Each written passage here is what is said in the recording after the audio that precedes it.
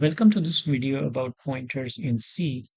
So with any topic, what we need to understand, the three aspects that we need to understand are the what, the why, and the how.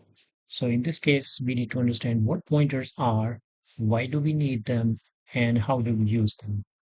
So what pointers are is essentially at the address of a variable. So typically we refer to variables in C using their variable name, but C is a low-level programming language and it gives you this feature, this power to be able to refer to variables using their addresses, and that brings out several use cases which will some of them you've seen in an earlier course, and some of them we will see in this course. uh, as far as the how part is concerned, let's see how we can declare pointers and use them. So here we have a C++ program to demonstrate the basics of pointer syntax for your recap. I'm including the IOStream library on the first line so that I can use cout and the like. I am creating a function named main, which is the program's entry point. And then on the very first line, I'm initializing a variable named x and I'm setting it to the value 20. It has a type of int. On the next line, I have a floating point variable for the interest rate and I'm initializing it to 3.02, a fictitious value. And line number 6 is where I am creating a pointer variable. And this is an initialization statement. The pointer variable's name is px, and it is being set to the address of x. So what are the essential pieces of syntax over here? Well, we are already familiar with a variable's name. In this case, px is the variable's name. And then this data type int we have already seen. The new parts would be this asterisk symbol and this ampersand symbol. Uh, so what this asterisk symbol means, it turns out that in C it has many different uses, several uses. And when we are defining a pointer variable, uh, this asterisk is used after the data type and before the variable's name to indicate that this variable is not an ordinary variable. So in this case, px is not an int variable. It is a pointer to an integer, meaning that it can hold the address of an integer variable. So these statements are interpreted from left to right. In this case, you would say px is a pointer. This asterisk is interpreted as pointer. So px is a pointer to the data type which is on its left, that is int. So px is a pointer to an int. So that's the variable definition part on this line. And then there's an equal sign on the right hand side. So there's an initialization going on. And what I'm saying or telling the compiler is create a px variable named px, which should be a pointer variable pointing to an integer variable, and set its value equal to the address of the variable x. So x is already defined over here. The ampersand symbol is the so-called address of operator. So you place it before a variable's name and it gives you the address of that variable. So you can hardly ever know when you're writing a program, you can hardly ever know the address where a variable will be placed, but you can determine it when the program runs. And all you need to write for that is an ampersand sign before the variable's name. So the ampersand is the symbol that you use to extract or find out the address of a variable.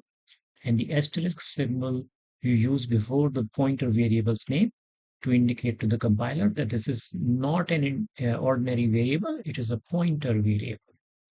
So when defining a pointer variable, you have to include the pointer variable's name, and you also have to indicate the type that address points to. And we'll see later on why indicating this type is important.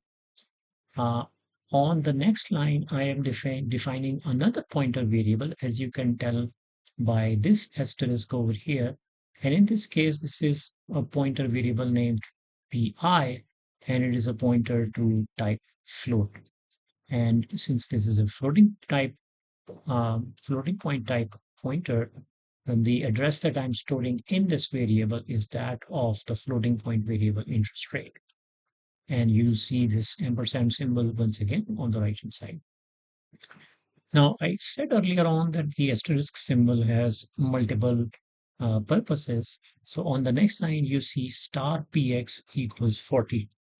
And when the asterisk symbol appears in statement that is not a variable definition, then the asterisk symbol is interpreted as the so-called indirection or dereferencing operation.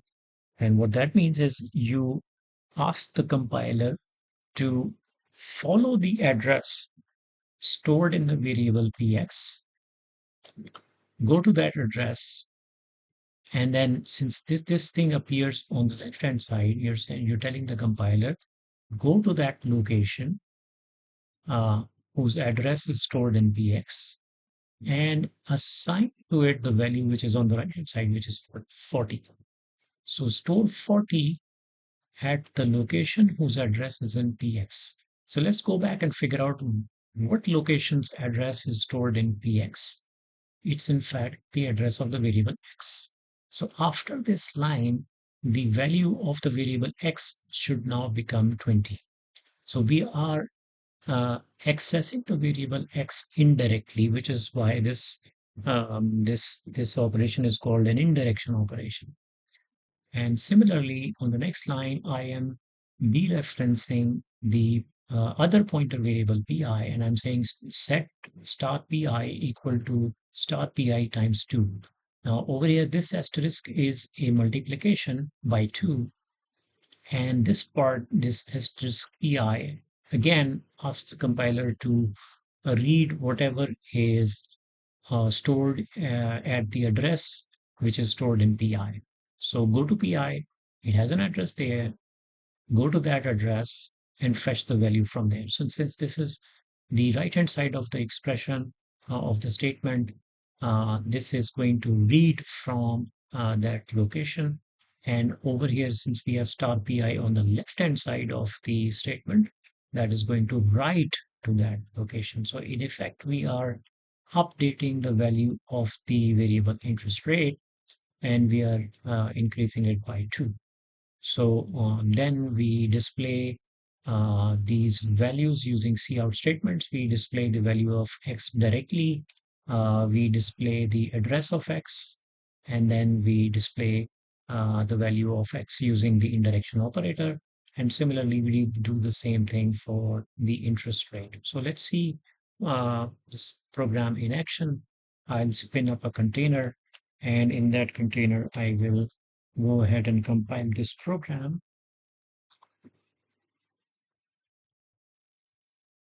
And then I'll run it. And you'll see these two cout statements in action. You'll see that x is now indeed equal to 40, which is thanks to this line of code start px equals 50. And the address of the variable x is displayed over here in hexadecimal. And again, we are dereferencing the pointer variable px, and that fetches us the value of the variable x, which is 40 indirectly. And similarly, we doubled the interest rate to 6.04. The interest rate variable was stored at the address shown here. And again, using indirection, we can also dereference the value of the interest rate. And you'll notice that there's this pointer variable, this address, and this address, they differ by 4 bytes. And if you think about why that is so, the reason is that the variables which the variables x and the interest rate, they are stored next to each other. So, and since x is an integer variable which occupies 4 bytes, wherever x variable starts, the interest rate variable starts 4 bytes after that. So that's something important to note. Um,